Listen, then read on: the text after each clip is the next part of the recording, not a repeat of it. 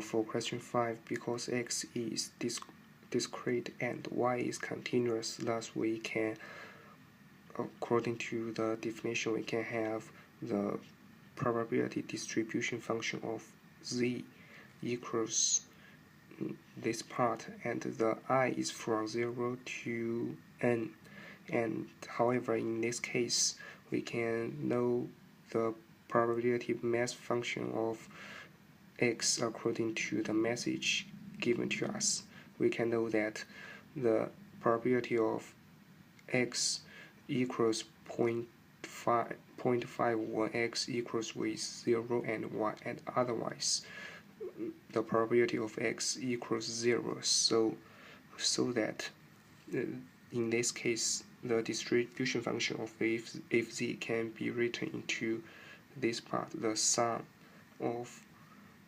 two parts, and the sum of these two parts, and because z equals x add y, so that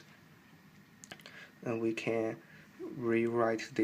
this equation and into this one, and because in this part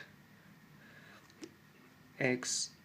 equals 0 and x1 equals 1, so that this part can be rewritten into this the sum of these two parts, the probability that y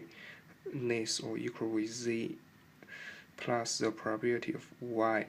that is less or equal with z minus 1. And because y is a continuous, so that we can know that this part, when y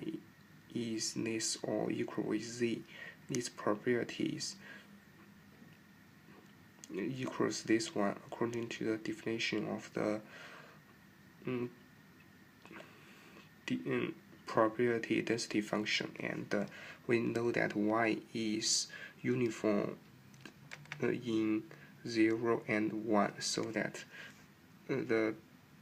probability density function of y equals 1, so that we can calculate that this part equals z, and it's assumed that the probability of y less or equal with z minus 1. We use the same method, we can know that this part equals z minus 1, so that as a result we can see that the probability density distribution function of z equals 2 multiply z minus 1, and thus we do the derived form of the distribution function. We can get the probability density function of z, which equals 2.